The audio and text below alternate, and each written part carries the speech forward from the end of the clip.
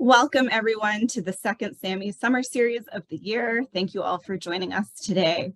I'm Maggie Moore, a Senior Manager at the Partnership for Public Service, and it's my pleasure to moderate today's conversation. The Samuel J. Heyman Service to America Medals, or the Sammies, honor exceptional public servants who have had a tremendous impact on our lives. We created this award more than 20 years ago to build trust in our government, to put a face to government, and inspire more people to consider careers in government. The 2023 finalists represent the breadth of the important work being done across the government to make all of our lives a little bit better. Throughout the summer, we'll hear about how government is leading in innovation, delivering services to the public, and demanding transparency and accountability from both itself and from the private sector. If you're interested in joining future events in the series, please go to ourpublicservice.org/events to learn more. Today, though, we'll be discussing America's engagement around the world. And joining me in this conversation, we have Mike Camal, a senior advisor at the Department of Homeland Security, Zach Johnson, a foreign affairs specialist at the National Nuclear Security Administration, and Brooke Harding, a deputy country representative from the U.S. I'd like to start the conversation with a question for everybody. What drew you to public service, and do you think you could have had a greater impact in government than you would in other sectors? Zach, perhaps we can start with you. Yeah, I think for me, what really drew me to public service was just the opportunity to, be a part of a team that makes a big impact. I think that's kind of what I've seen in my career, especially in the international sphere, is you're often working on projects, that are globally important, and you actually get to see the impact of them. Mike, how about you? What drew you to public service? Well, Maggie, thank you so much for inviting us to speak on this panel. And my answer, I think, will be similar to the other panelists and probably other public servants all over the place. And it's a brief answer, but it comes down to the mission. Being able to contribute to a mission that makes a real difference in people's lives is what drew me to public service. And for your second question, no, I don't think I would be able to have the impact that I had if I had not been for the federal government. And what that is working on the largest federal government anti-human trafficking awareness campaign. Awesome, Mike. Brooke, your thoughts, please. Very similar to Zach and Mike. I've always been drawn to working with others to solve complex problems. And like Zach said, working as part of a team. I think we're lucky working in the government because, you're surrounded by like-minded people, but also people who come from various backgrounds with different skill sets, and bringing that all together really makes it worthwhile. Brooke, I'd like to keep talking to you for a little bit. You had a interesting on-ramp into an international career, starting off in cartography. How did you wind up working at AID? Honestly, I ask myself that question almost every day. But I pursued a degree in cartography and geographic information systems at the University of Wisconsin-Madison. And at that point, I knew I wanted to do something that would allow me to travel. So I had great mentorship from the department, and I had actually been introduced to a conference that was held in DC called State of the Map. And so that was my first trip to DC ever. And I showed up there. I was introduced to people working in news at Bloomberg and the Washington Post, people working at National Geographic, Google, Facebook, and then I met some very awesome people from USAID. I just got along with them really well, was really interested in how, like what Mike was talking about earlier, committed to the mission they were. So eventually I applied for an internship with the Office of Transition Initiatives, and have been with USAID ever since, transitioning from more of a technical role to more program field focused role. And what you're focused on right now is supporting Ukraine following the Russian full-scale invasion a little over a year ago. How has your work changed over the last year plus? How have the needs of Ukrainians changed over time, and how have you helped? Yeah, so if you talk about the needs of Ukrainians, that has continued to evolve over time, and it varies by community. But the one thing that stays the same is the need for international support for Ukrainians in order for them to be able to remain resilient in the face of Russia's aggression. USAID has been working nonstop since the full-scale invasion and never stopped. So there's over 40 development programs that continue to operate, and they've adapted and expanded assistance to meet the needs on the ground through so many different things, including humanitarian assistance, economic assistance, support for mental health programming, food production and exports, the list goes on, energy and security. And then most recently, what most people have probably seen in the news is responding to the destruction of the Kakhovka Dam that was destroyed by Russia. So USAID was able to respond very quickly through Ukrainian volunteers and partners to support evacuation efforts, cash assistance for people who are displaced by the flooding, and finding potable water solutions. And so, to sort of summarize, to date, USAID has provided over $22.9 billion in direct budget support for the Ukrainian government so that Ukrainians are able to respond to the most urgent needs at hand, and then continue to also support key reforms and proactive investments that will lay the groundwork for more successful post-war recovery and will benefit all Ukrainians when they win the war. When you started and you were talking about what you love in public service, you mentioned collaboration and coordination, I think a recurring theme among the panelists today. How has USAID, how have you been working with the local Ukrainian government and civil society, but also other US government entities to respond to meet the needs of the Ukrainian communities? Yeah, so we work through a small grants mechanism that provides support directly to Ukrainian organizations and civil society organizations. But without the jargon, we give small amounts of money to Ukrainians to do good things. So while USAID is providing the funding, Ukrainians are the ones who decide how best to utilize the funds and support their communities in recovery. Of course, like the criteria for each project is much more comprehensive than giving small amounts of money to Ukrainians, which for us at the Office of Transition Initiatives includes things like, you know, the project must be in line with Ukrainian and Western democratic values, be in a frontline and liberated area, promote national unity. The list really goes on, but that's where I'm lucky to have my co-nominees for the Sammies, Shadrach Ludeman and Tara Yarrow.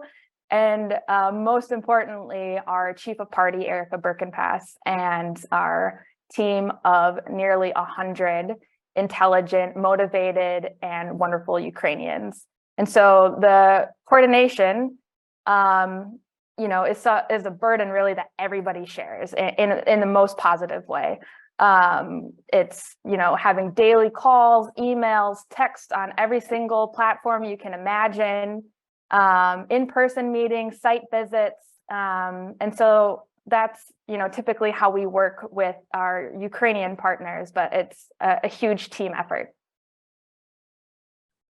Again, that coordination and collaboration and community building, certainly an essential part of your work.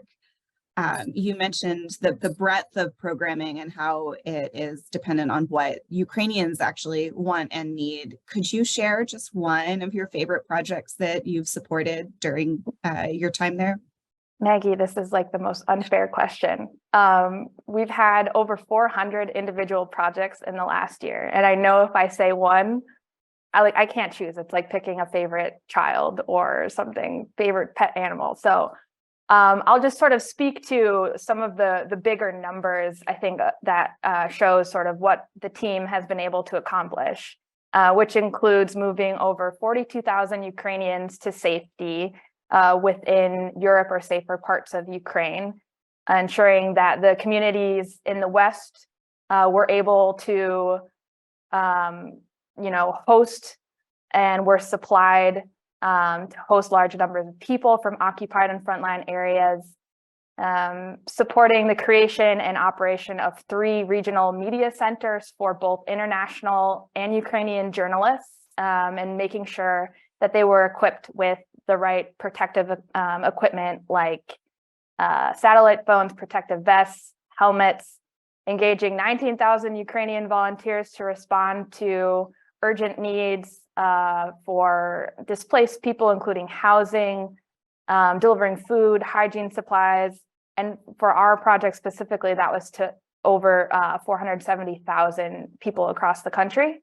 And then finally, doubling down on the importance of Ukrainian national unity by helping to maintain connections between areas under temporary Russian occupation and the rest of Ukraine by supporting cultural initiatives with artists and musicians, writers, and other creatives whose work really brings hope and purpose despite Russia's attempts to wipe out Ukrainian identity. Brooke, that sounds like the kitchen sink almost, but I know it's tailored to each and individual region and community's needs, but wow, what a lot to choose from. I still would like you to pick a favorite, but we can wait until after when it's just us. But thank you so much for your work supporting Ukraine. Congratulations again to you and your team for being selected as a finalist. We'll come back to you at the end of the conversation, but I'd like to turn to Zach now. Zach, like Brooke, your recent work focused on Ukraine, but your agency, unlike USAID, was focused on risks to energy infrastructure, to nuclear power and storage sites. Can you share why these were such a concern and how you and your agency responded? National Nuclear Security Administration, and so our focus is really on those nuclear threats, and probably the most concerning thing was watching Russia come in and occupy Chernobyl, and then Zaporizhzhia nuclear power plant, which is actually the largest power plant in Europe. I think this really increased the risk that there could be an accident dramatically, and it also really destroyed a lot of the norms that countries need to be responsible with nuclear energy. And another thing that we've really been concerned with is how the Russians have oftentimes tried to use the risk of a Russian-caused nuclear power plant emergency to really scare and intimidate the Ukrainian population, often by exaggerating how, what the impact of that could be. Additionally, we see Russian leaders talk about nuclear weapons a lot. But luckily, of course, this hasn't really impacted the morale of the Ukrainian people. But my team's response to this was to, deploy radiation sensors out across the country. And the purpose of these sensors was to detect harmful levels of radiation and ensure that, first responders from Ukraine that are going out and responding to these events, have the right information, and also, making sure that, if Russia does cause a nuclear emergency, radiological emergency, that they're accountable for it, that we know it happens. And I think, these sensors were particularly important because, oftentimes as Russia, occupied new areas of Ukraine, they turned off a lot of the sensors, radiation sensors that were there. And in fact, at Zaporizhzhia nuclear power plant, those sensors are still off today. Sounds like really important work, not just for the people of Ukraine, but the region. And so thank you for all of your work in Ukraine. But I also know that prior to Ukraine, you were also working to protect essential assets in Afghanistan, specifically the Department of Energy partners and their families during the Taliban takeover of the country. I imagine that required a lot of coordination and relationship building. Can you talk a bit more about that experience as well? Yeah, thank you. And I mean, the Taliban takeover of Afghanistan was painful for everyone to watch. And, you know, there was that large evacuation effort from the Kabul airport that unfortunately resulted in the death of 13 service members. And unfortunately, none of the DOE partners were on any of the flights that went out that day. And so, you know, all of our longtime partners were, you know, went into hiding. They were, you know, forced to try to find a way to stay safe while, you know, while we looked for a way to help them, you know, evacuate and take their families somewhere safe, you know, final destination, hopefully being the US. And so we partnered with a lot of government and non-government organizations to secure, you know, the security and safe passage of these families. You know, this included, you know, of course, the State Department and Department of Homeland Security. It also included, you know, non-governmental organizations such as a group called Task Force Pineapple, which is a volunteer group of U.S. veterans set up to evacuate American citizens and Afghan allies from that area. And it was really an honor to work with, you know, to set up those partnerships and work with, you know, our colleagues in the State Department and Department of Homeland Security. It was amazing how many times that, you know, we could tell they were sleep deprived, could tell they were exhausted, but there was just this drive. You know, you could really tell they were driven to try to help as many U.S. allies as they could. And, you know, with Task Force Pineapple, the only thing I can say is that I don't think I've ever seen a greater representation of, you know, heroics, patriotism, and American values. It was, you know, really an honor to work with that group. And, you know, without them, this story would have been very much different. Well, it just seems like a continuation of the work last year's Safety, Security, and International Affairs Medal winners did. They were the resettlement team at the State Department that helped welcome the Afghan refugees once they got here. So maybe a connection there. We'll have to investigate further, but just incredibly personal work to work with the team and to help families and asset protection. Is there any moment in particular that you're particularly proud of, or a specific person or family that you helped that comes to mind when you think about the work that you did?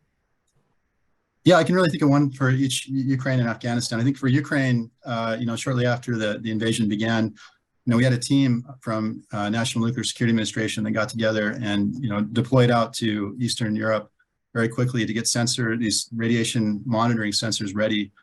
You know, there's long nights, you know, many hours put into it. And I just remember seeing those sensors, that first batch of sensors drive across the border and be in the hands of our Ukrainian partners was just, it was incredibly rewarding. I was just so proud of my team.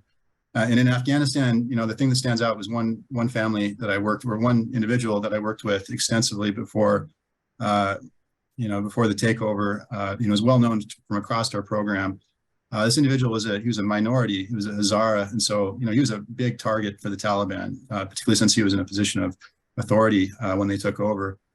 They threatened his life and actually, you know, demanded that he hand over his daughters to be married to Taliban fighters. And so he immediately went into hiding, and I was in close contact with him, and you know, worked for months with, you know, those government and non-government organizations I mentioned to secure a safe passage. And I just remember when I got that phone call that, you know, his family had arrived at a U.S. facility, you know, months later, it was a big deal. And you know, he now lives in Virginia, and his kids are in school. They're doing great, you know, playing soccer, and that by itself was incredibly rewarding. I can only imagine.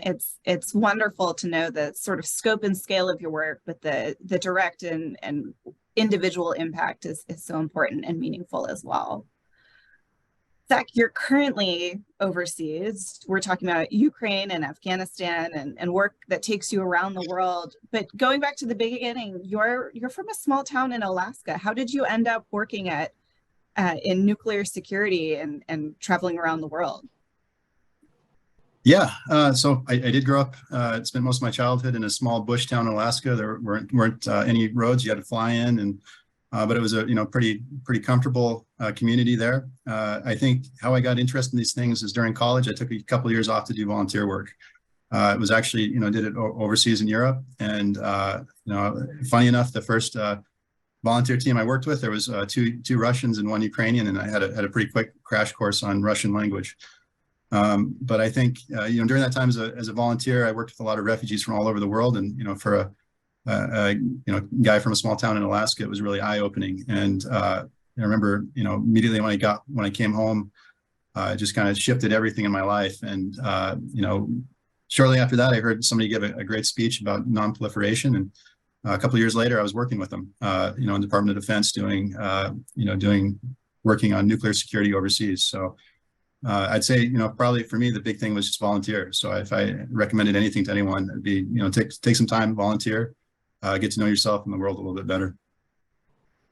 Zach, what a great piece of advice, and what a journey around the world.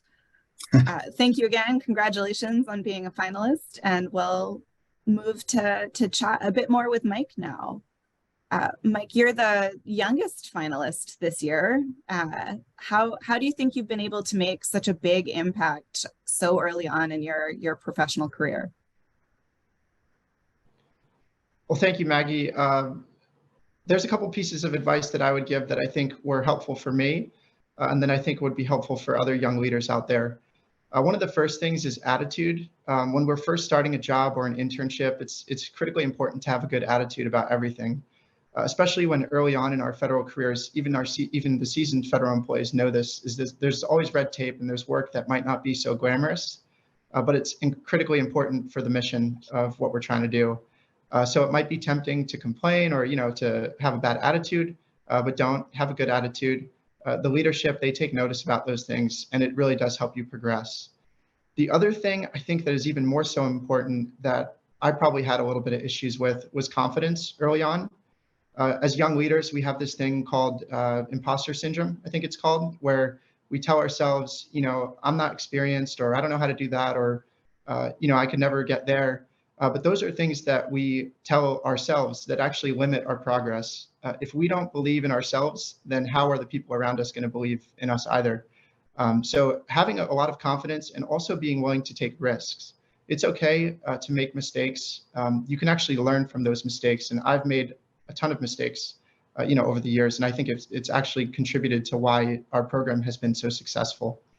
And then the last thing I'll say on this topic is you kind of have a little bit of control over it when you interview, but it also a little bit of luck comes into it as well. And that's having good executive leadership. My boss, my leadership right now, probably watching Brandy and Corinda, and also the new leadership we have. Without executive leadership that lets you grow and expand in your career, you're kind of limited. And so they allowed me to grow and to really improve the program at the rate that we did. Well, let's talk about the program and the impact that you've had. You've been working on a public service awareness campaign, working with private sector actors such as airlines and airports. Why is creating a dialogue between government and private actors critical to minimizing human trafficking? Great question. So just a little background, what the Blue Lightning Initiative is, the program that I lead, is we raise awareness of human trafficking, specifically within the aviation industry. We also raise awareness among everyone, but with the aviation program, partnerships are critical to combat human trafficking. What we learned is that human trafficking is a very, very complex issue. So there's no single organization that's going to be able to address this crime alone. Through our program, we train airline and airport staff on how to recognize the indicators of human trafficking and how to report them to law enforcement. And I'll give one example. This is in my write-up on the profile, is we trained a pilot. We trained many pilots, but one pilot in particular noticed something on his flight that he thought was off. He noticed the indicators and he called that in. And we ended up finding out that it was an actual victim of human trafficking. And the person that victim was talking to was a trafficker and part of a large criminal organization. And so had that pilot not taken our training, we would not have known about that issue. We would not have known about that victim. And that's just the power of partnerships. Even after the victim is identified, there's also other stakeholders that come into play, non-governmental organizations. We need to make sure that the victim is connected to housing and services so that they don't get sucked back into their situation. So the power of partnerships is incredibly important in combating human trafficking. You've also said in earlier conversations we've had that the expertise and impact of survivors have on America's anti-trafficking mission is just as invaluable. How do they shape your work? Well, they shape it in every aspect. The truth is that no one quite knows the realities of human trafficking other than the lived experience experts or the people who have went through it themselves. So the human trafficking survivors, they provide input on the training that we put out. They provide input on the imagery that we use to make sure that it's appropriate to what's actually going on. And not only within Homeland Security, but also federal government wide. There's what's called a Human Trafficking Advisory Councils. That's a team of survivor leaders who advise the president and all of the executive branch agencies on what we can be doing best to combat this crime. So any anti-human trafficking effort must involve survivors. Those are the ones that have the biggest credibility and can make the biggest impact. Is there any person that you've met throughout your work at the Blue Lightning Initiative, in addition to the pilot that you spoke of, that you're particularly proud to have met or have worked alongside? Just all of the survivors that we speak with. Hearing what they go through and what they overcame is incredibly motivating and empowering. There's also a couple of situations that I could talk about. One specifically with the context of this webinar is last year we did a training with Trinidad and Tobago aviation and hospitality employees. And we can sometimes get removed from our work when we're working in an office and we're not out there in the field. But this training was particularly important because the attendees gave us great feedback survey results. And then actually after the training, one of the airport workers recognized a State Department employee at the airport in Trinidad and Tobago, pulled him aside and said, "Hey, thank you so much for this training. I actually could have saved lives with it. I saw these indicators happening in the past and I didn't know what to do. Now I know what to do." And so it's moments like those that really make me take a step back and realize how important this work is. Mike, that's so great to hear. I imagine that folks who are watching this LinkedIn Live right now might be curious about what they could do if they're traveling through an airport anytime soon. Are there resources you direct a general public towards? It's called, they could go to the dhsbluecampaign.gov, dhs.gov/bluecampaign, and they can look at all of our resources. We have this really great resource called a General Public Indicators training video that I actually helped create. And it basically just outlines what human trafficking is, what indicators are out there that they can look out for, not just in an airport, but in other settings as well, and how they can safely report it to federal law enforcement or the National Human Trafficking Hotline. So we've got tons of resources out there. We just want to make sure everyone is safe and that their families are as well. Mike, thank you so much for all of your work, everything that you're doing, and congratulations again on being a finalist for that work. I'd like to return the conversation to the full group now. There are a lot of heavy topics that we covered today: Ukraine, Afghanistan, trafficking. All of them can be really emotionally taxing work. I'm wondering what keeps you grounded in the mission and how each of you decompresses. Mike, maybe we can start with you. Sure. This is an important question that I tend to get a lot, and it makes me think of a different question, actually. The question I think of is, how can I, once you learn the realities of human trafficking here in the United States and globally, the question I ask myself is, how can you not be involved? You hear about the stories about the survivors, what they went through, what they overcame, and where they're at now. And then I think to myself is like, I have no problem being a part of this mission. In fact, I really want to, around the clock, every day of the year. And so the way I decompress is just knowing that I'm contributing to a mission that is recovering victims of human trafficking and also holding traffickers accountable. Zach, how about you? How do you decompress? Yeah. So I think for me, it's really I'm motivated by my connection to some of the projects I work on. With Ukraine, it was I've got a decade of working there. I've spent probably been around all of the country. I've got so many people I'm close to. And so for me, assisting with the response there was very personal. And I'd say for Afghanistan, it was the same. In fact, we worked with hundreds of families, and I had a picture of each one up on my wall as we were working on their evacuations. And it was great to, as we saw each one go, to take it off my wall and put it in a different pile. And so, I think that for me, I always had a reason to have late nights and long hours, always looking back at me from my wall. And I think for me, the best way to decompress for me is just to get out and run. That's kind of my thing. I feel like I can make it day by day if I'm out on the trails getting some miles in. In fact, that's great advice. I recently just ran my first 10K, and literally running helped me de-stress as well. Brooke, how about you? Do you run or something else? Yes. I think for me, on the decompressing side, really just doing what I can to sort of stick to a routine, and that includes, exercise, getting enough sleep, getting enough water. I think that's one thing that our team talks about every time we have an event together, is making sure we're hydrated. And then, just to reflect a little bit more on, besides myself, what helps our team decompress.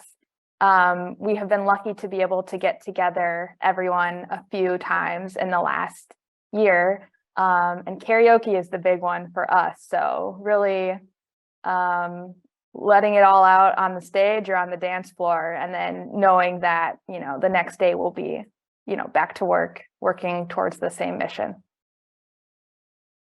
Brooke, if I recall correctly, you're a former a cappella singer in college. Is that correct? Do you have a go-to karaoke song? Do you intimidate your colleagues? I do not. I will say we probably have somebody named Ian Reese on the call who would say that he's the one that intimidates people. But we like to take requests, so no go-to. Excellent.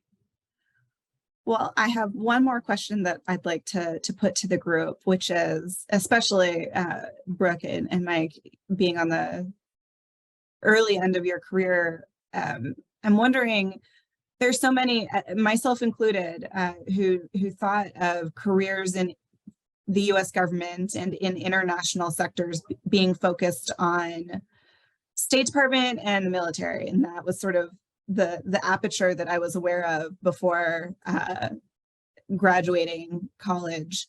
I'm wondering what advice you would give to someone looking to begin a career in international affairs, and how to find maybe an internship or an entry point into the government to do that. Zach, maybe we start with you. Yeah, I mean, it's been a while since I started my career in the government, so I'm close to 15 years. But I think my attitude on that is, finding a good way to contribute, and then just focusing on giving it your best. And so whether that's an internship or, a volunteer experience, oftentimes, I think once you, kind of build those relationships, build those roads, a lot of opportunities open up. Brooke, how about you? You were talking at the beginning of this conversation about a conference, State of Maps. Is that what you recommend to someone? I would say just get involved and follow and people that inspire you, or attend lectures that they're giving, go to conferences, just be active in the things that you're interested in. And for me, the exposure to DC was actually the first time that I had really contemplated living there, working for the US government. And so giving yourself that opportunity to not only pursue things that you're interested in, but get a little out of your comfort zone to continue to learn. And then I think the right opportunities will present themselves. Mike, I think you began as an intern. Is that correct? Is that your entry point into government? That's right. 5 years ago, I started as an intern, and I have a lot of advice to give. I would say first piece of advice is to beef up that resume, federal resume, if you want to work for the federal government. and apply to many announcements, and be willing to be okay with failure and not hearing back. If your experience is anything like mine, you probably will apply to a ton of announcements and get rejected a ton of times, and that's okay, because sometimes you have to sift through that to find the dream job. And being willing to take a position that maybe you didn't think you were going to take at first, and that will open your your horizons. And I would also say to just be resilient and to roll with the punches, because it's not always an easy path to where you want to be, but if you stick with it, you'll get there. Mike, I really appreciate ending on a note about persistence. That feels particularly apt in sort of the international sector, where things in progress can take time, both personally and programmatically. So I really appreciate ending on that note. So thank you again to Mike and Zach and Brooke for the wonderful conversation. Thank you to everyone who joined us. One last thing that I would like to remind everybody watching is that if you thought Mike and Brooke were particularly impressive, remember you can still vote for them for the People's Choice Award at servicetoamericamedals.org. You have until the end of the month to vote once a day, every day, for either of them. Unfortunately, Zach is no longer in the running, but 2 of the 3 here today. So keep voting, get out the vote, continue to engage with the government and internationally. And in the meantime, Mike, Zach, and Brooke, thank you again for your service and congratulations on being finalists. Have a great day, everyone.